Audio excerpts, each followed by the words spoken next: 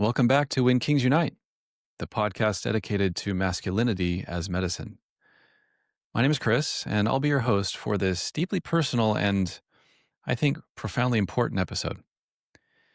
Our divine masculine principles that we talk about on this podcast call us to be strong yet loving, deeply present, and embodying worthiness. But what happens when the king is challenged? What happens when a crisis shatters our sense of invincibility? Well, over the past few weeks, that's what's happened to me. My life was hit by a seismic 1-2 punch, and these events forced me to really confront the core of men's health, both physical and mental, and the myth that being sick or needing help is a weakness. So today, I'm turning the mic on myself. Of course, Freddy, Smit, and Wes are here, and today they're here not just as my co-hosts, but also as interviewers, asking questions on behalf of you, our listener. Today's conversation is one about crisis. It's about the courage to choose your own path and the essential truth that asking for help is the strongest thing that a man can do. A man's well-being is foundational to everything that he will do or be in his life. And I think it's about time we talk about it. Are you ready? Let's go.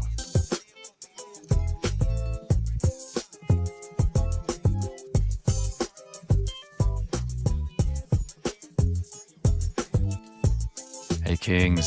So good to see you. Thank you so much for joining me today. You too. Yeah, of course. So, as I mentioned in my intro, I've had a lot going on. I'll pull the curtain back a little bit on how we produce this podcast. We started recording our episodes probably earlier midsummer, right, guys? And we've had quite a few that have been released as of the date of this recording. But we haven't really recorded anything since these events have happened in my life. And so this is a chance to kind of share what's been going on with me. So I mentioned that there's a kind of a 1-2 punch. I'll start with the first one first. And it's kind of a big one. I'll just come right out with it. I have cancer. I have oropharyngeal squamous cell carcinoma. I got really good at saying that. I had to get good at saying it. It's a mouthful. But it's throat cancer. And so I'd like to share a little bit kind of about how I found out that I have it. And then about, where I'm going from here, kind of my choices in terms of how I'm approaching to be with this cancer journey. So I late last year, I had a bout of walking pneumonia. It's the first time in my life. I'd never had walking pneumonia before. Oh, that's new. And as that was clearing up and was, on antibiotics and everything, I noticed that my lymph nodes were swollen. I'm like, well, that's, of course, like that's normal when you have that sort of a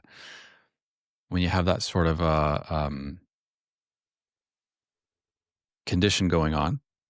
And, but as I was feeling my lymph nodes in my neck, something just felt different about them. I don't know.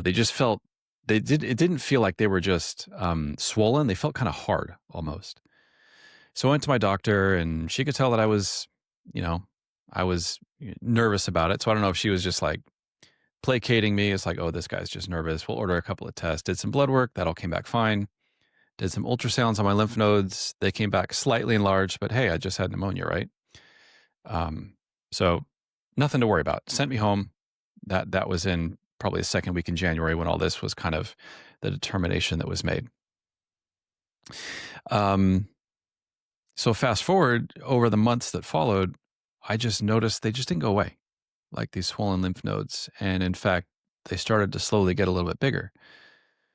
So I went back to my doctor, sent a note in late July, and I went back, I don't know, second week in August to have another round of ultrasounds done. And this time they came back as like, whoa, your ultrasounds are about 4x the normal size of lymph nodes. And they also noticed microcalcifications on there, which is a big red flag. It's like a fingerprint, as I come to find out through all my my Google foo, all my internet research you immediately do when you get this sort of news, right? Um, is kind of a classic thumbprint of thyroid cancer. So that was a shock. I was like, oh, obviously there's no test results back yet. Like there's nothing definitive, but just based on the imaging, I was like, oh shit, I got to start, thinking about, did all my research about what this looks like. Of course, my doctor saw the images and they said, okay, we want to have you in for a thyroid ultrasound. I was like, well, okay, that makes sense. They're calling me in for that because my Google research says that this is probably, or, could be thyroid cancer. So they did another ultrasound on my thyroid and it came back showing two kind of suspicious little nodules on my thyroid. I was like, okay, well, that kind of confirms. And then the next step, they said, okay, we need to bring you in for a CT scan and a biopsy, which I did on, 2 consecutive days, the CT scan one day and the biopsy the next day.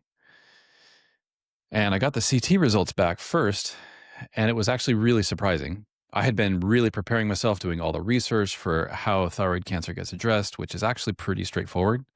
They just do a thyroidectomy, they cut it out, and the mop up effort afterward, because of how thyroid cells work, is actually pretty straightforward. So I was fully mentally prepared for that, and then got the CT results back, and it was a real curveball. I was fully expecting to see, oh, guess what? You got thyroid cancer, but it turns out on the CT, my thyroid was completely clear. Whatever they saw in the ultrasound must have been just a ghost in the machine. But instead, they saw what they called a lesion at the base of my tongue was showing up there, as well as of course, the two enlarged lymph nodes, one on the left side and the right side of my neck. So I was like, okay, well, that's a little weird. And then I did some more Google foo on that. It was like, oh, this is looking more like, squamous cell carcinoma, throat cancer. And the more research I did on that, the more freaking, scared okay, this is much more serious than thyroid cancer. So that was kind of waiting for the biopsy results to came back. And then I got that phone call from my doctor that said that, confirming that's exactly what it was throat cancer. And that was tough. It was really emotional. It was like a ton of bricks. And the first, within a week or so, I had meetings set up with, the oncology team, with my medical provider. I had a whole bunch of other kind of ancillary sessions set up. Treatment for throat cancer is brutal. Like, the standard of care is they don't do surgery. It's kind of hard to operate in that part of the body. Like, how do you get a sharp knife down there at the back of the tongue? There's so many things you have to avoid there. So they've pretty much stopped doing surgery for this sort of cancer. And instead, they do chemoradiation, concurrent radiation bolstered by chemotherapy. On the plus side, my biopsy came back what they call P16 positive, which means that the origin of the cancer is viral. So it's not a lifestyle thing. If people with throat cancer, that it's because of a lifetime of smoking or heavy drinking, it's that if that causes the cancer, it's much harder to get rid of. But if it's viral in nature, specifically in my case, it's HPV related. The doctors were saying, yeah, under radiation, the tumor basically melts like butter. Like, it's really responsive to the treatment, which sounds encouraging, until I started doing all the research on what does irradiating your head and neck, 33 sessions of radiation, what does that do to you? And man, it is so ugly. The course of treatment itself is brutal. Imagine trying to swallow while you have the worst sunburn of your life inside your throat. Statistically, 2 out of 3 patients who go through this have to get a feeding tube because they literally can't get enough calories in to maintain their weight. There's, physical therapy for swallowing that I would start before treatment. It's like, it's brutal. Absolutely brutal. And you know what? If that's all it was, I could suck it up and do it.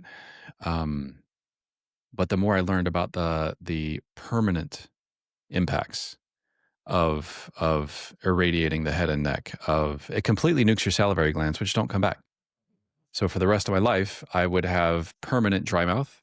Sure, I walk around with a water bottle, whatever, to keep my mouth, but saliva is so important for dental health, right? So people who have this procedure 10 years later, their teeth start falling out and they have to go get, implant or cosmetic surgery and thousands or tens of thousands of dollars in oral care. Um, there is a probability, not guaranteed, but a high probability of permanent hearing loss in certain ranges of frequencies. There is, again, a high probability of permanent loss of taste Yeah. because of all the radiation, passing through your tongue, right? You lose some component of taste. Not to mention radiation. We know radiation causes cancer, right? Exposure to radiation is what causes cancer. So it'll cure me today, and then 20 years from now, what happens? Huh. Right? Is I'll have something else will come up, because of this radiation exposure that I willingly put myself into today. So I took all these things under consideration, and I'll tell you, it was really, really tough sledding in terms of wrestling with this, grappling with, a 90 to 95% chance of being cured, like this cancer, my throat cancer, being completely eradicated. And dealing with all those side effects for the rest of my life, like the quality of life being severely impacted. I just turned 48 years old. It's like I've got a lot of life ahead of me. And is this the life that I want to live ahead of me? And if I have to do it, fine. But somehow I was called to look at what other options might there be for walking this journey with my cancer. So I started doing a lot of research into naturopathic or integrative courses of treatment. I found a really cool place in Phoenix. I guess Arizona's health laws are different than the other 49 states in terms of what they'll allow companies to do. It's a little bit more permissive there. And so there's a great place that I found in Scottsdale, Arizona, called Envita. And they focus on metronomic low dose chemo. So not massive doses, but, more frequent, but smaller doses kind of spread out over more time. So you still get the same chemo, the same total application of chemotherapy. It's just spread out over a longer time and in lower doses to really minimize the impact. And they support it with a bunch of nutraceuticals, and natural ways of bolstering your immune system and maintaining your, like your vigor and your health, so it doesn't just absolutely crush you like normal chemo does. They've got some other really cool procedures for, directly injecting a tumor site with chemotherapy, as opposed to like not just putting it systemically, but to actually have an acute application of it. Really cool stuff they're doing down there that are not part of standard of care, that you won't get, at any sort of traditional or conventional medical office. So I'm still keeping that in my pocket as plan B. If I need to do that, I'm going to do that. But as we sit here today, I decided that my first course of treatment was going to be 4 weeks, 5 days a week of naturopathic treatments. So it's infusion based. So I'm getting poked every day, 5 days a week. I'm getting an IV put in. I thought about getting a PICC line and ultimately decided to just do peripheral IVs each time of alternating highly oxidative and antioxidative days, right? So kind of alternating a day on and a day off of, high dose vitamin C and artisanate and DCA and poly-MVA and blue methylene and curcumin and like so many things that are on the natural or repurposed medications or the naturopathic side of things. In terms of the injections. Oh, blood ozonation. They literally draw out, I don't know, a pint or so of my blood, and then they ozonate it. They mix it with ozone, and then they put that in my body, do like 5 kind of passes of that to get, highly oxygenate my blood. And the whole point is to really bolster the body's immune system, to activate the T cells and the natural killer cells to, have more of them around and to have them in a high state of activity so that then they will seek out and go find and attack the cancer. And it's also to just generally support my body's healing process as well as cellular mitochondrial function. Um, so I'm 3 weeks into that 4-week regimen as we're recording this. It's been a grind. The treatment center is over an hour away from my house, so driving there and back each day takes its toll, as well as the treatments themselves. And I also started a really intense keto diet. And I don't know if you all, or if any of our listeners have ever done keto. It's not easy to do when you're doing it. I don't want to say as a lifestyle, or, people do it to lose weight or for particular, bodybuilding or whatever. There's certain reasons why people get into it. But from a therapeutic perspective, I have to go really deep into ketosis. And the whole point there is to starve the cancer of its energy. Cancer cells don't process, they don't metabolize oxygen like healthy cells do. They metabolize glucose through fermentation. So it's a completely different energy. So way that they make energy. A normal cell will use 1 molecule of oxygen, process it, and turn it into about 30 units of energy called ATP. I don't know if you remember this from biology class. 30 units of ATP from one oxygen molecule. One glucose molecule only makes 2 ATP, right? So these cancer cells really suck up so much glucose. That's what they feed on, and they need so much of it in order to survive and to thrive. So guess what? I'm going to starve it. I'm going to give it no glucose. I'm, really high on dietary fats and proteins, and no more than 25 total grams of carbs per day, which is really, including fiber, which is really hard to do. And it sounds great. Oh, guess what? You get to eat bacon for every meal. Yay. Like, who wouldn't want that? After about 3 days, it is freaking brutal. Like, it's stomach turning to look at a plate of bacon and be like, oh my God, I have to eat this now. But I'm committed to it, right? Because I want to attack this thing from all sides, all natural sides, right? Is get those pro-oxidants, get those antioxidants, get those, ROSs, reactive oxygen species is what they're called, generated inside my body to kind of literally break down and induce cell death in the cancer cells and in the tumor. And I'm going to starve it from all this, weaken it by not giving it any food. So that's where I'm at right now. That's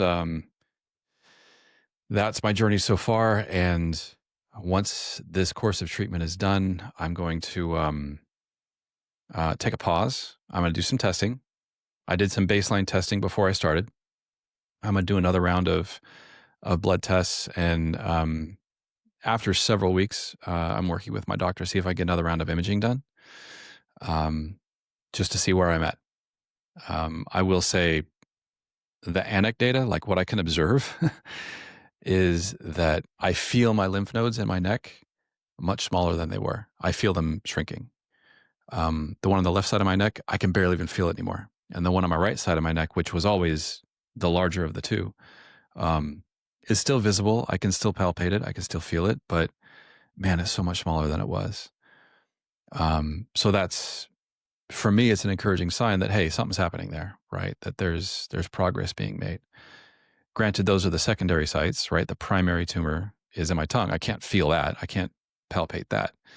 But there are tests for, checking circulating tumor cells, which my baseline, by the way, was 0, which means that I have no circulating tumor cells in my bloodstream. Very low risk right now of it being metastatic. It's not spreading to other parts of my body. It's remaining localized, which is great news.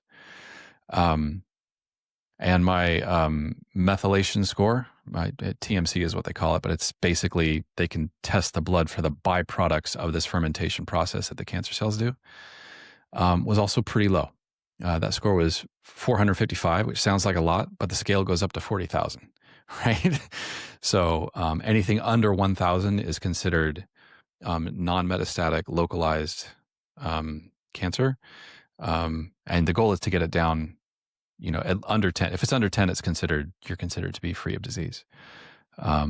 So that's where I was even before I started this treatment. I was at 455, and I'm curious to see how the tests come back, and then how the imaging comes back after a couple of weeks.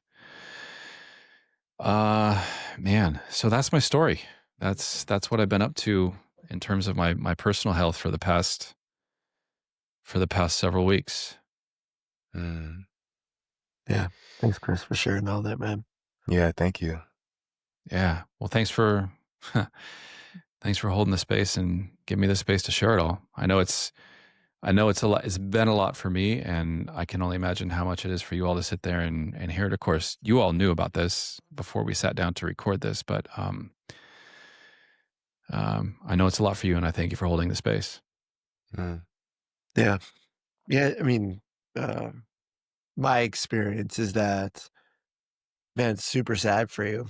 Super sad that you have Mm, to go through it. And, I think we've all heard this in different chunks. And there's even some things that I was like, oh, man, like I didn't know all of that information. So it was really cool to mm, hear you talk about it like in one go like that because it really painted the full picture. mm. But yeah, that doesn't change, like, how deeply sad I am for you. Yeah. And I think you're handling it in such a beautiful way too, man. Like, um, I felt different waves of emotions, but I just like really see you like being with what could be from doing this and fighting through it Mm, and like the power that it takes to get through it and to the other side of what you'll become because of it is pretty I don't know, inspiring, empowering to me. mm. Mhm. Yeah, but it doesn't change how much like I'm super sad, that you have to go Yeah. through it. But I think it's really important that I think what you modeled really well for the world is that like you get to talk about it. Um, Mm, and I'm really happy that we get to hold you in that too. yeah. Thanks, brother. I'm reminded. I heard recently. I think it was just a couple of weeks before I got my diagnosis. I heard this really cool thing on a podcast. It was when you ask God for strength, God doesn't give you strength. God gives you the opportunity to be strong. And so, yeah, this is, don't get me wrong, man. Especially at the beginning, it was a dark, dark place. I was in my shit. It was so much fear and so much anger and so much um, confusion. Like all of the lower vibration energies were just flowing through me. Mm. And, you know, ultimately I got to a place of getting quiet and just kind of hearing the call of like, yeah, I'm being called. This is my opportunity to be strong. I'm being called into something here. And that's a big part of my gift here is, and the gift to me in all of this is, my opportunity to grow Mhm. as a man, my opportunity to grow as a being in my relationship with spirit, in so many different ways. Um, so yeah, I'm very present to kind of that reflection. I receive it really well, Smit, and really powerfully. And whew, it's been a journey just to get to this place where I can stand here and have this conversation with you. It's been a lot of ups and downs. Yeah. Yeah, I get that. And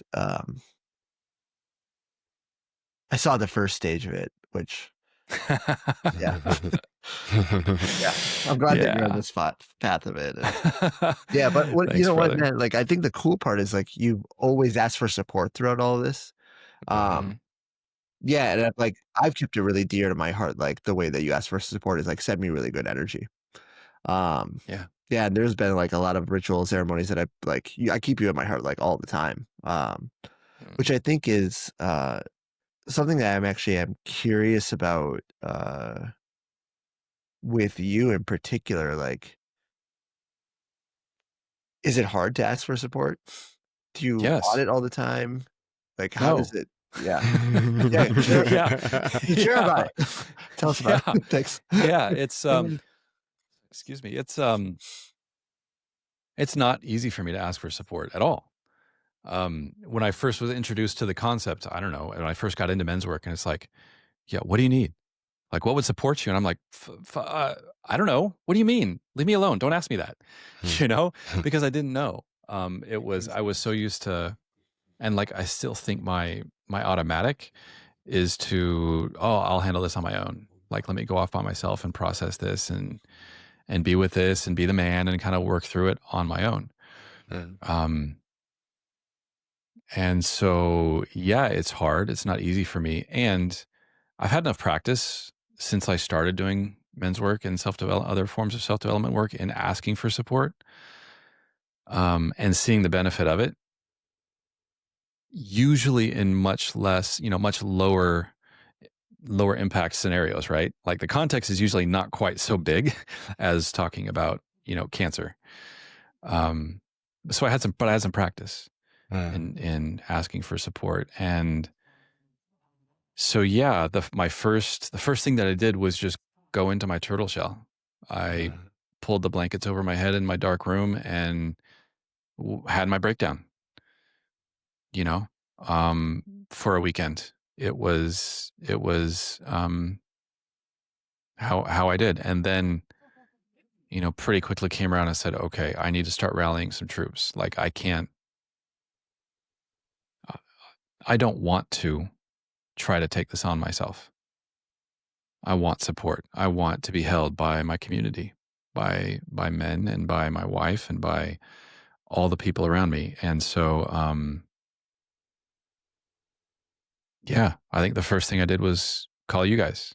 I sent a text out in our group text and said, if anyone is available, I really need some support this morning. And I went for a walk down on the cliffside overlooking the ocean here where I live in Santa Cruz with you guys on the phone, and just kind of talked about it and just shared what it was, and let the feelings flow. And I'm part of a men's group here in Santa Cruz, and I let everyone know, hey, we meet every other week. And I said, hey guys, the next time we get together, I really need some support. And we all came together. That I was hosting that one at my house, as it turns out. So we sat out on my front deck and shared with everyone, what was going on. And so, no, it wasn't easy, but I knew it was necessary and beneficial for me. And I'm so glad that I did, because I don't know what the fear that we have about asking for support is. Are people going to think that we're less, or that we're weak? Or are people going to laugh at us or kick us when we're down? I don't know what the fear is, but for some reason we're all afraid of it. We're taught to be afraid of it. And man, I just got so much love, so much strength and support, and continued like this nonstop barrage of men checking on me. You guys, the people in my men's group, other people that are in my life. I don't go through a day without at least 3 or 4 or 5 texts of, hey man, how you doing? Thinking about you, sending you good vibes. And I'm not able to respond to all of them or engage with all of them, but man, it's so appreciated every time. It's just like I feel that I'm not alone when I get that support.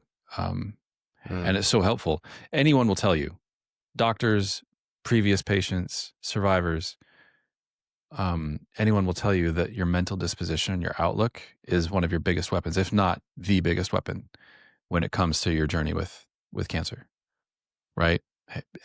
Being positive, having joy in your life, having love in your life. And I'm really taking that to heart. And that's why I think it's so important for me to ask for that support, and to get it, is because it helps me keep that mental disposition that keeps my internal energy aligned with a positive outcome moving forward. Yeah, thanks for speaking to it. And I think the thing that I was really trying to look at is what is the benefit? You're going through obviously something that is pretty dark, pretty depthful in what could happen in your life as a drastic result of having cancer. Um, Yeah. yeah, and I think for me, what I got out of it, it keeps my head afloat, or it can keep my head afloat if the times that I do ask for support. And yeah, like I said, man, I've really noticed you take that on so beautifully. You model that so well for so many people. Thanks for speaking to it. Yeah. Thanks, brother. Yeah, I echo all of that. And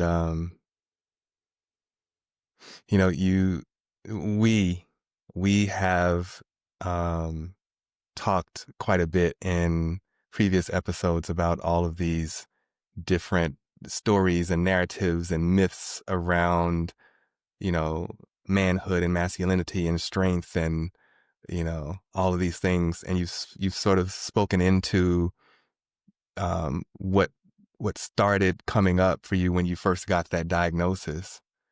Uh, where are you now, like emotionally, spiritually, Mm, and what has like unearthed for you uh, that that sort of debunks or just like navigating through some of those a lot of those narratives and stories that I'm sure came up. yeah. I feel that I'm in a really uh, non-descriptive word, good place. But I feel really empowered. I feel like um, at the beginning, everything was so overwhelming. I felt powerless. I felt, of course, I was feeling all the emotions, right? The fear, contemplating mortality for the first time in my life. Mm-hmm. That's that's not a small thing, you know. Um, Imagining what it's not dying that I fear. It's the effect that it would have on the people that I love. Like what would be left behind? What would be left on the table? Of the things that the person, the man that I want to be, and the things that I want to do in my life that would go undone, a life unlived. Like that's like was flooding through my mind in those first couple of days, right? Mm-hmm. Um, and then I will say that, and I've shared in previous episodes, my relationship with spirit has been a work in progress. My spiritual path has been a bit of a meandering one for several years now. And I've been, in hindsight, I can see that over the past year or so, I've been building tools and practices in my spiritual being in preparation for this. And once I really I had that realization, that light bulb went on, I had that download, and I was like, okay, this is when I really get to dive in to what it means to walk with spirit. Um, my practice, my spiritual practice, they say there's no atheist in a foxhole, right? My spiritual practice became instant. It was fortified overnight. It was like I wildly committed, more than I'd ever committed before, to not just various different parts of my spiritual practice in meditation and in clearing and in mantra, but giving it far more meaning, really not just doing it to do it, but actually living into the practice of walking with spirit.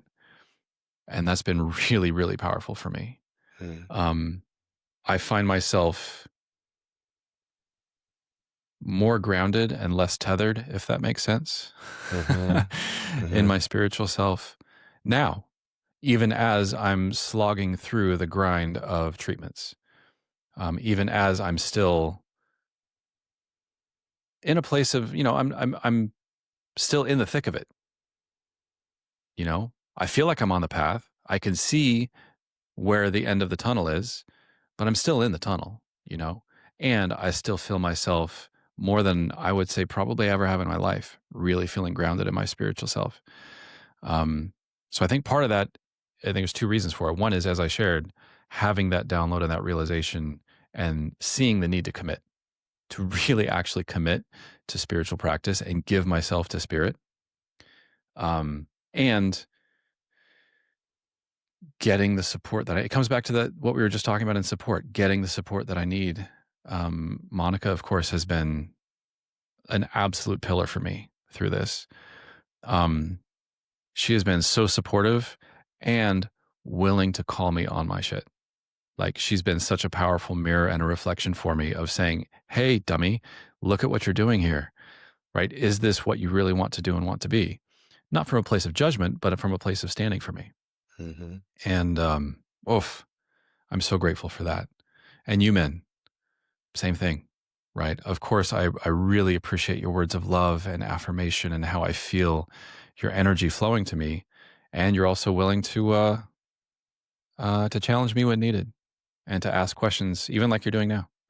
Mm-hmm. Um, so I don't know if that answers your question, Freddie, but it really has been an evolution of feeling all the natural flood of feels that happen when a crisis like this comes up, Mm. and then finding ways through community, through spirit, to find my footing and to be really clear. Like I feel clear and clean and focused as I Yeah. move through this. Yeah. Yeah. Thank you for that. Yeah, it does answer my question. And, I definitely I know you're going to be acknowledged all through this. But I definitely want to acknowledge you for, um, and I've said this to you already, like how you have processed through all of these feelings and all of these emotions, and just that, like you have been a model demonstration for, and I'll speak for me, you've been that model demonstration for me of how I would want to move through and navigate such a, like you said, such a seismic period in your life. So thank you for being that beautiful model and demonstration and example of, for all intents and purposes, how to truly be a man, uh, embodying his divine feminine in, well, yeah, divine feminine and masculine, um, in such a turbulent moment in your life. Thank you for that. Whew. Thank you, brother. Yeah. Yeah, really echoing that gratitude and admiration for how you've navigated through all of this. And you mentioned like working through the flood of feels, and that's been my experience of you, is that you've really embraced the full range of emotion throughout all of this. When it can be really easy for me to just stay in the difficult feelings, or just stay in the like, oh, it's positive, everything's cool, and like kind of avoiding the negative feelings. And yeah, I imagine there's been a mix of all of those things, and curious about how you've kind of navigated the full spectrum of all of that. Oof. Hasn't been easy. The tendency is to marinate in and to wallow in the depths of the despair and the pain and the hurt and the fear and all that kind of stuff. It's easy to do that. I will say I think it comes back to a certain point, again, back to support. There's a couple of I was casting a net far and wide, let me tell you. I had a conversation with two of Monica's spiritual teachers. One is an indigenous medicine man in southern Arizona, and the other one is a spiritual teacher, a shaman of sorts, down in Mexico. I also had this is a thing, a medical intuitive reading, right? So people who are intuitive, I guess the colloquial term is psychic, but people who can just feel energies and sense things. And this particular one, she's up in Canada, who I guess specializes. She's not a doctor, but she has found that her gift is in really intuiting medical stuff with people, health stuff with people. So had, just got some input from her. So like I said, the net was cast far and wide. Here's the thing. All three of those people, none of whom know each other, all came back with a really powerful key for me, which is joy. They all said, you need to find, to build, and to practice joy in your life as part of your healing journey. And that kind of blew me away, because I was like, okay, we're not talking about which chemo drug. We're not talking about, the diet that's going to starve the cancer. We're talking about joy.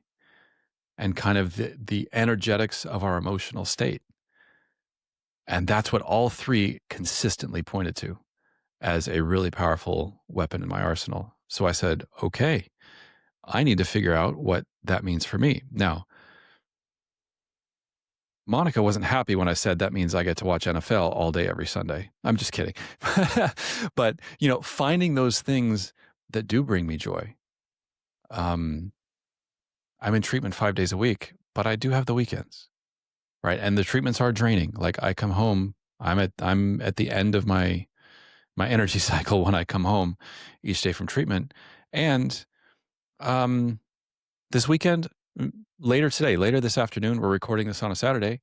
I've been talking with Monica. There's a rock climbing gym. Let's go do some rock climbing. Wouldn't that be fun? Tomorrow we're going to take the dogs for a hike up in the redwoods.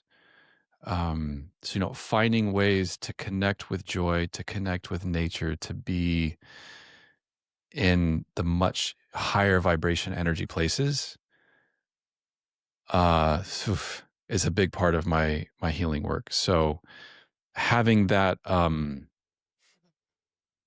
is something that I intrinsically knew, but having that reflected back to me and affirmed from 3 different people who none of whom know each other was pretty powerful for me. And it was such a strong reminder of this isn't just physical work. This is energetic and emotional and spiritual work. It's all 4 of our bodies being worked on at the same time. Yeah. I really appreciate what you just said for various different reasons. But I'm really glad that you're practicing joy, man. Because I remember the first week the week that you told me that you found out that you had cancer, you're like, makes sense. Like I was like holding back in so many other ways, in my life. Yeah, and from what I know about the universe, sometimes I like to complain to the universe, and I don't believe it's all things are actually have purpose. But yeah, I think it's really beautiful, man. And I think what you're doing really well is like, I think one, you're being a great mirror for people in general, not just men, to like witness and face their fears, to like look at mortality, even like what they want their life to look like. It also doesn't need to be like you have to have cancer now to like, find joy. Like we could actually all do that right now. And I think you're modeling that really well. And I think what you're also doing really well, man, is like slowing down enough to like find the lessons in it. Because something that I've been finding out in my life, like the more that I slow down, which I think I needed to hear this today myself, the more that I slow down, the happier I am anyways. And, even though we're talking about cancer and your experience with cancer, I'm like, man, I'm so glad that I get to like be here for Chris in this moment. I'm sure we all feel the same way. Yeah, I feel your path forward because I get to connect with you and slow down with you. It's really cool, brother. Thank you. Yeah. Thank you so much. Yeah. Well, brothers, I appreciate you so much in holding me in this. And if you recall in my intro, I'm sorry, Smit, is there something else you wanted to drop in? Actually, sorry, I'm totally stealing your show now. There was something that I was thinking about with you, and I'm like, the perfect time is now. Beautiful. Yeah, I mean, like, I love and care about you so much. We love and care about you so much. I'm wondering if there's any other way that we can support you. What we have or have not been, just take an inventory for yourself. Like, is there actually any other way that we can support you ongoingly? Whether it's the same way or a different way that you would actually find supportive. And I'm saying this because as a friend, I'm like, how do I actually best support Chris? And I think on the other side is like, when someone gives you something, it's like, hey, this is going on. It's like, how do we actually like be with that too? Yeah. Thank you so much for asking. I really do appreciate it.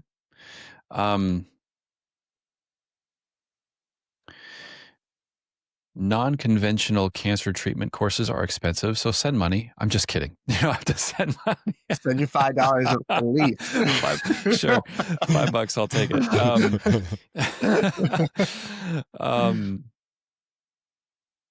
Man, you all have been so supportive and already holding so much for me and supporting me so much. Um, I can't tell you how much I appreciate either the text in our group chat or the one in our just, one-on-one text, just if you're thinking of me. I mean, even if I can't respond, don't respond. Just like, hey man, thinking about you, sending you good energy today. I can't tell you how impactful that is for me. It's I'm getting emotional just saying that out loud. So if there's anything I would ask for, it's more of that. It's more of just reach out, being seen, being witnessed. Any of our listeners, you can find me on Instagram and send a message there. Like any sort of messages of support and love and energy that I get, that's what I need, more than the money. Mm-hmm. Thanks for asking. Yeah. And you can find him at whenkingsunite.com. There you go. Chris at whenkingsunite.com. That email's thick. Yeah. Yeah. Thanks so Chris. much. Yeah. Thank you. This feels like a good time to segue into,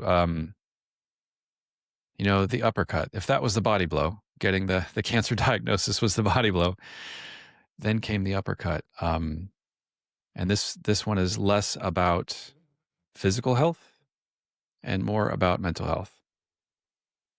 I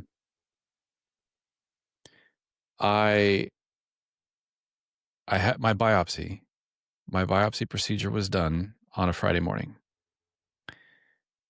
which is very unpleasant. I don't know. It's probably hopefully it's a small number of people in life that have ever had a cancer biopsy. Not very pleasant.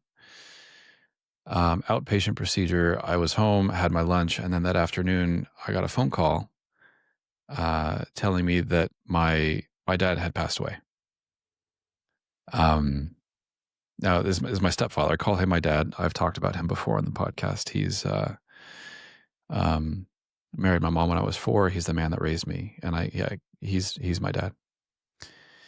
But I received the news that same day as my biopsy procedure that he'd passed away, and in fact that he had chosen to end his own life, that he'd committed suicide.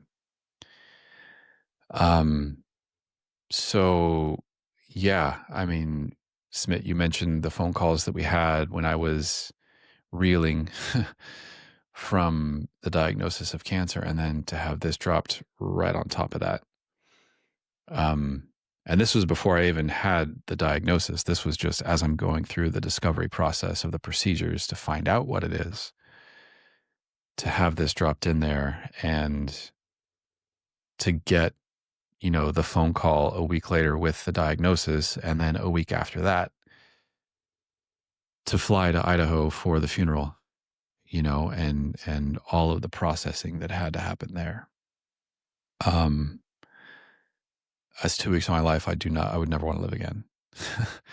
It was so much to be with and to deal with. I've talked about my dad on the podcast before. He was a wounded man. I think, like many men are. He was a very hard and difficult man. I think that he lived a life just craving connection, wanting to be seen and heard and felt and loved, and not knowing how to get it. He never had it modeled for him when he was growing up. He's an adult child of alcoholics. Had a lot of challenges from the way that he was raised. And he just never knew how to get the connection that he desperately craved. Lifelong battle with depression. Growing up, I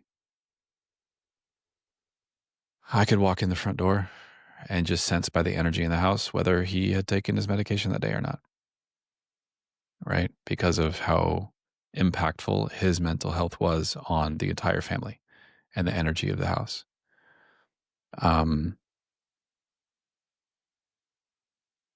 Yeah, he, as I said, he had that continuous chronic struggle with depression. He and my mom, they split probably about 25 years ago. A little over 25 years ago is when they separated, not long after I left the house. And they both remarried. And then the woman that my dad remarried a couple of years after they got married was diagnosed with breast cancer. She fought that. It was in remission, got into remission, and then 10 years later it came back, and it took her in 2018. That was a real struggle for him to be a caretaker. Obviously he loved her and she loved him, and but it was, he firsthand witnessed and played that role of what it means to caretake someone who's battling chronic terminal illness.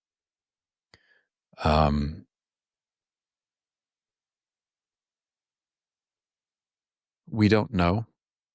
He left very little behind in terms of any sort of clues or reason. Very short note that he left behind, other than a list of instructions on what to do with his belongings and his affairs. He didn't have a will. He just kind of wrote out, give my car to this person and my house to that person, whatever. But the only other kind of reason or note that he left was a very simple, short note that just said, I didn't want to live anymore. So that leaves a big, gaping hole of a question mark. It's like, what the fuck? Why? Why did he make this choice? Was it the depths of depression? We don't know.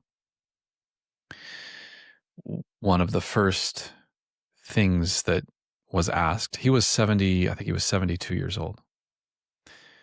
One of the first things that was asked was if he'd had a recent health diagnosis.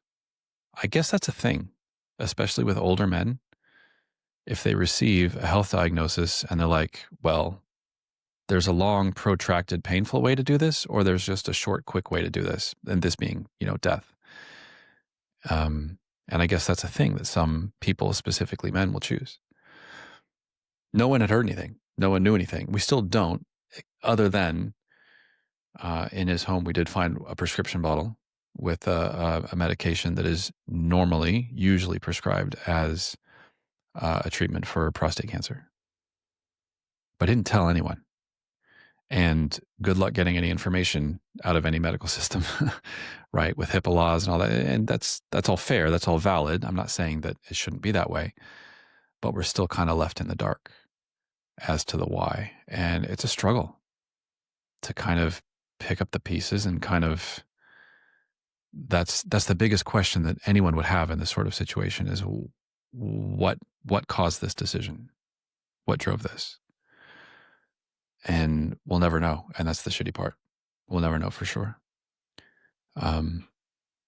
It's all conjecture. So yeah, that, like I said in the intro, right, of our episode, it's a 1-2 punch. It was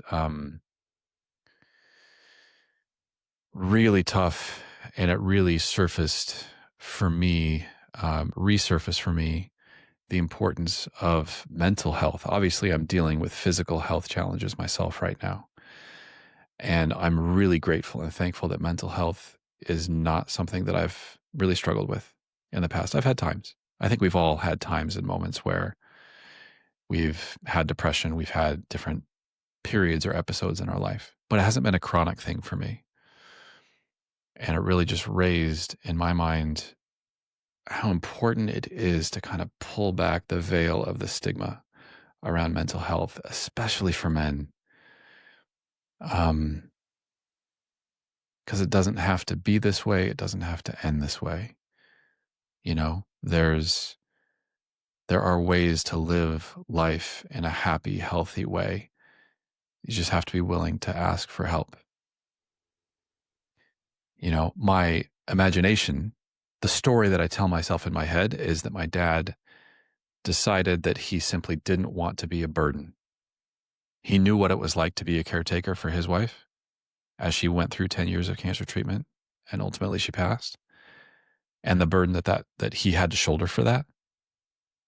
And the story that I have in my head is that he was like maybe a little bit of a messiah complex and a savior, and I'm just not going to I'm going to keep everyone from having to deal with this burden of caring for me.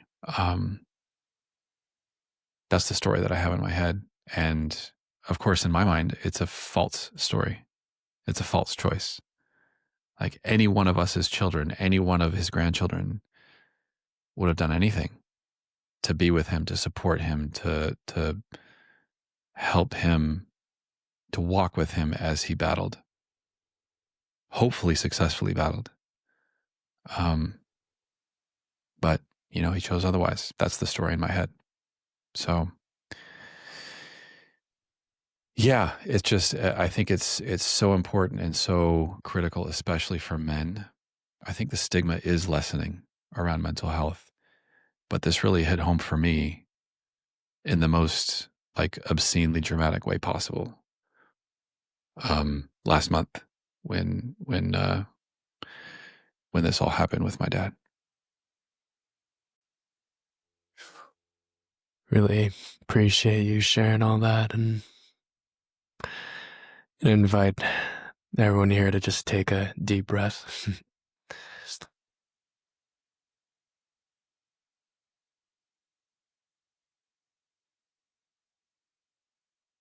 So much heaviness to hold all at once, and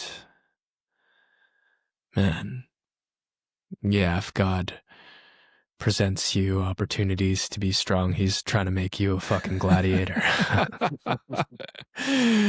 Oh man, careful what you ask for. Oof. Yeah. Thank you, brother. Yeah, I remember when you told us the news, I was just like, fuck. Like I could feel the gravity and the weight of just like really that too? Like the timing of all of this was, I was almost in disbelief myself. So I just could only imagine what you had to endure and process during that period. And just like all of my empathy and love just went out to you. Cause I couldn't imagine, uh, you know, being in the process of learning what's happening with my body and then having that occur as well as such a tremendous loss. In tandem with that, like the only question I have is, how did you do it? I don't know. One foot in front of the other. Um, I was, I'm, s- I'm so deeply grateful for Monica.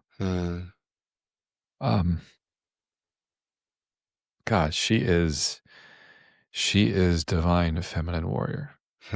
She held me, supported me, cried with me, took care of shit that had to be taken care of for me. You men, you know, the phone calls, the texts, the voice memos, the everything, just holding me. And it was a lot. It still is a lot. But again, as with the previous conversation about my physical health and cancer, it's community, it's support, It's being, I had no choice but to let myself be held and supported, because that's no human can do that on their own. Yeah. Nobody can do that on their own. It's impossible. And so, yeah, the people in my life, the people closest to me in my life, and I'm including you three in that, my kings, my brothers. Yeah. Yeah, I just had to lean in. Yeah. Yeah. And I know I've said this to you before, and I'll say it again in front of the world, is in addition to, the weight and the gravity that even I felt when you were, going through all of that, there was also another side or another end of the spectrum for me that came up for me, for you. It's like, number one, he's going to beat this. Like, there's absolutely no question about that. And who the fuck will you be? And just like I got, like, there was a part of me that was even excited about the Chris Grinstead that is going to emerge through and from all of this, and just the story and the testimony that you already have. But then, like, when you do beat it, like, and the information that you have, and the story that you have, and, like, man, just the impact that your being is already having in the world. Just imagine what it will be then. Yeah. Thank you, brother. I can, that means so much. About 10 days after I got this news about my dad, that would make it 4 days after I got the phone call with my diagnosis. Yeah. It was a Sunday morning, and Monica and I took the dogs for a walk. We went down to a nearby park, and I brought some of my my spiritual items with me, and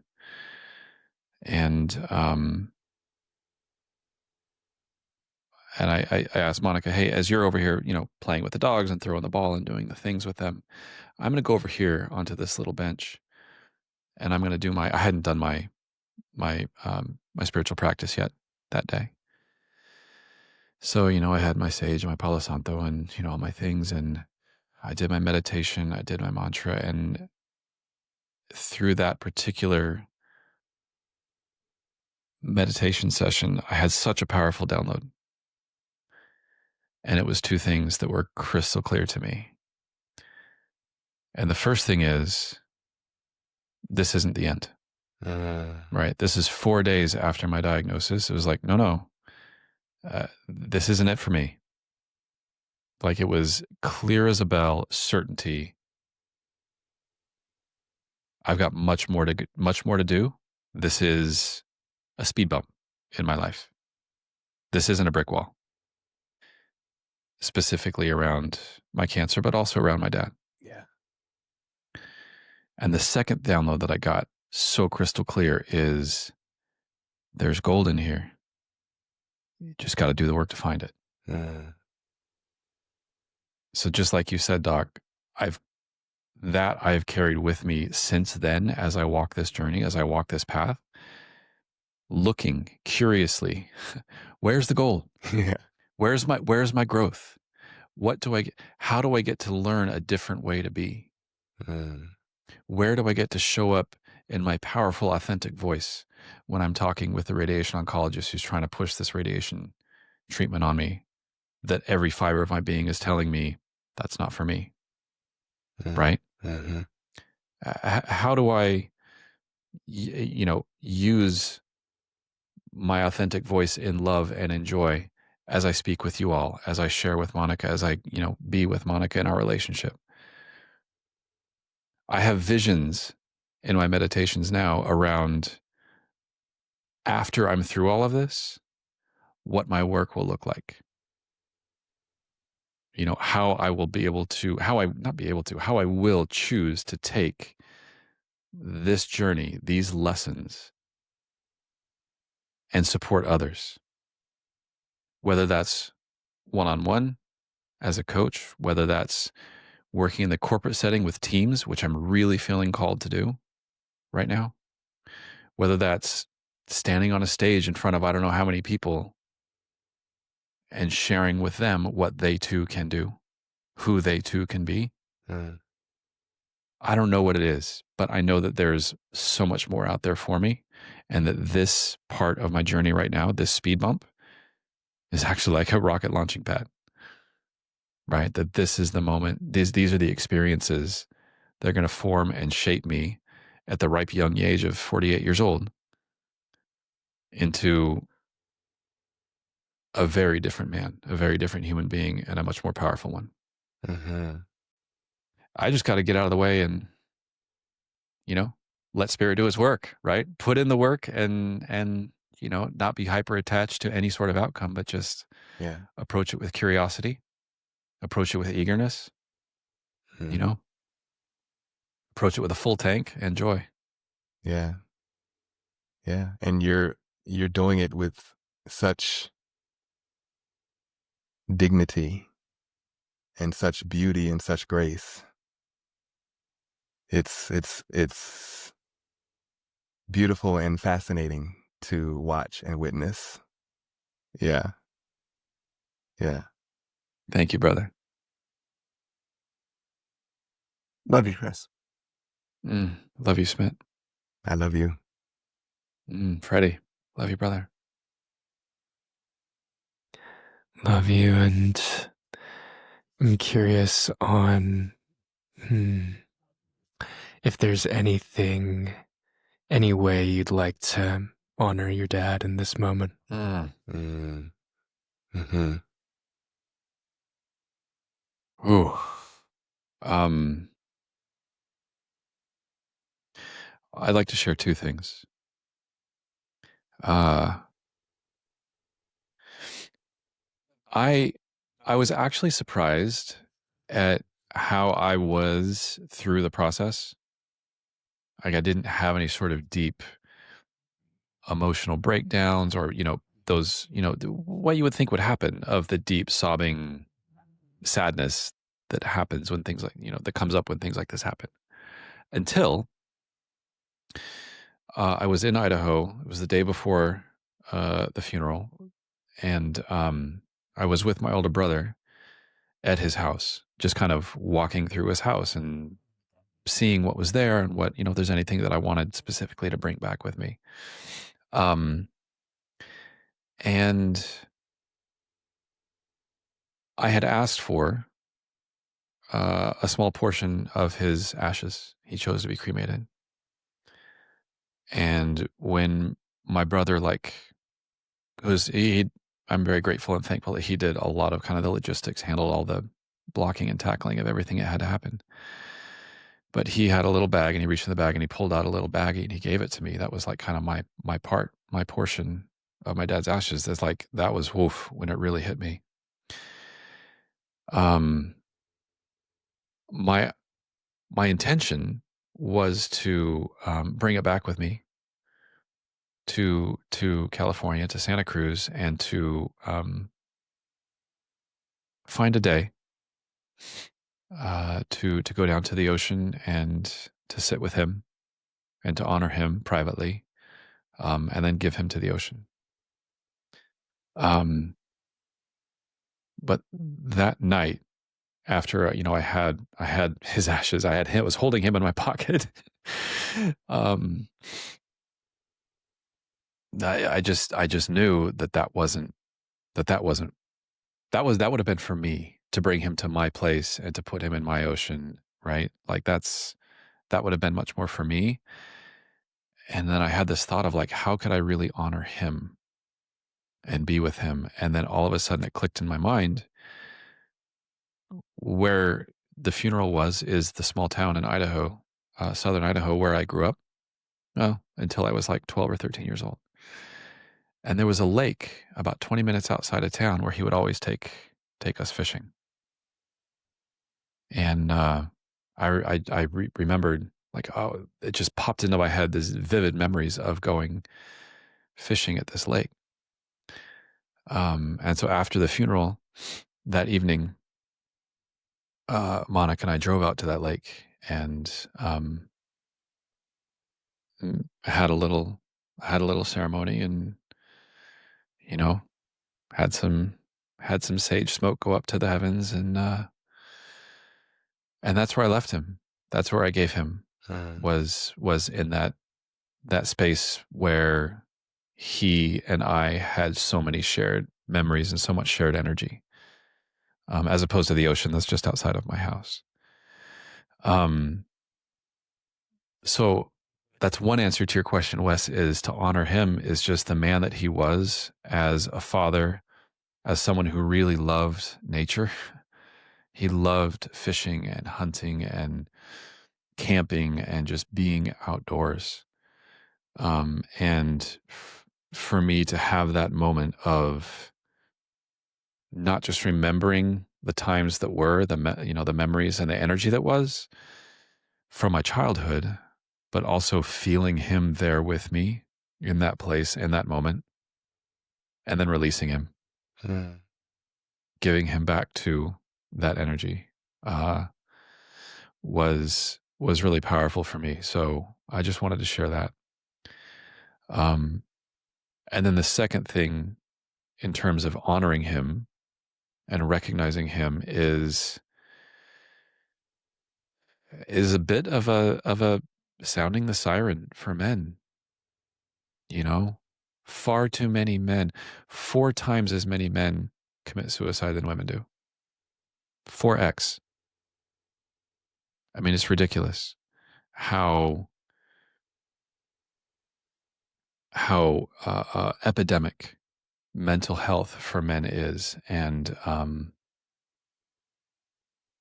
I think for me, one of the best ways to remember and recognize and honor him is to hold him not as a broken man, not as a fatally flawed man, but a wounded man like so many others who didn't really see another way. And man, I want to hold a light. I want to hold a torch in the darkness. I want to call other men to be torch bearers in that darkness, so that no other man has to be in the same place that my dad was.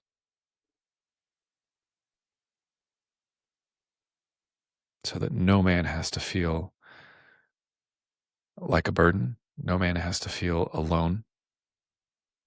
No man has to feel that they don't know how to get connection. So that's a very clear part of my path forward and my commitment going forward in men's work. And I would invite you, my brothers, and I would invite anyone who's listening to join me in that. Beautiful. Absolutely. Thank you, Chris. Thank you for asking the question, Wes, and providing the space and holding it. Yeah, they say grief is just love with nowhere to go, and the depths of your grief are only there because of the depth of love that exists. And yeah, really beautiful to feel and see you honor him and what he meant to you, and the call forward of being the support that he and many men out there didn't have. Thank you, brother. Yeah, I appreciate you. Men, does this feel like an okay place to wrap this episode? Anything else you want to ask? Anything else you want to say? Yeah. I guess my question is is there anything burning in your heart Mm. from all of this, all of these experiences that you've been navigating? Is there something burning in your heart that you want us to know, that you want our listeners to know? Mm. It's a little lower than the heart. It's my solar plexus chakra, and it's courage and commitment. That's what I'm being called for. That's what I'm being called forth right now into, is courage and commitment. That's my work right now. And I would invite you three and any man listening, any person listening, especially men, to really be curious, to seek out what it means to embody courage, to be scared and do it anyways, Mm. to be committed to a way of being, not necessarily to an outcome, but be committed to the type of person that you want to be. And then do and be everything that's required for that to be the case. That's what's burning inside of me. Thank you. Thank you for that, Chris. Thank you, Doc. Are we ready to wrap? Sure. I think so. I can't remember if we mentioned in the intro or not that this will be the closing episode of season 1 of When Kings Unite. And as Chris recovers, we're going to have likely some rotating guests on. Maybe some episodes will be just me, Smit, and Freddy, or if Chris, welcome anytime to if you're feeling particularly energized on a weekend or something to jump in. But yeah, we have it that Chris will be joining us back here in no time once he kicks cancer's ass. So, And it's got to happen. We all know that. Yeah. Thank you so much. Whew. Well, that I guess that brings us to the close of this really deep and powerful and personal conversation, and an important one on health and well-being. I really want to thank you guys, Freddie, Smit, Wes. Thank you so much for being here to hold this space with integrity and love. And I'd just like to leave you and our listeners with this. One of the biggest things that I've learned so far through this journey is this kind of a simple truth. And that is that strength is not the absence of weakness. Strength is the willingness to seek help and simply to face your humanity, to be human. So whether it's going to the doctor when you feel a lump, like I did, reaching out to a brother when the darkness feels too heavy, take that action. That's the highest form of the divine masculine. For any of our listeners, if anything that we said today resonated with a deep need that you have, please take action. Your life, your health, and your future depend on it. There's so many resources out there. In the United States and Canada, you can phone and text 988, which is a suicide and crisis lifeline for anyone, confidential support for anyone in emotional distress or in a suicidal crisis. There's the National Cancer Institute, reliable and authoritative information on all sorts of different forms of cancer treatment options, clinical trials, www.cancer.gov. Phone number is 1-800-4-CANCER. 1-800-422-6237. If you need to talk with someone, Psychology Today has a fantastic therapist finder. It's a directory used to find licensed therapists, counselors, psychologists who specialize in a variety of issues, including men's mental health, including processing grief. At psychologytoday.com, and then just search for Find a Therapist. And of course, please, your primary care provider, your doctor. So many men wait until it's a crisis to connect with their doctor about physical or mental health concerns. All of these resources are available. Please take action and depend on those. As Wes mentioned, we'll have some upcoming changes to the format. I'll be stepping back as I continue my courses of treatment, and I'm really looking forward to be back when I'm completely cancer-free. Until then, I know that you're in such good hands with these three kings, and I know they're going to bring through some amazing guest hosts, some powerful men in their circles, to continue the conversation around how we can continue to hold masculinity as medicine. I love you all. I'll be back soon. And until then, each of you take care of your king. We'll connect again soon. Love you, Chris. Love you. Love you guys.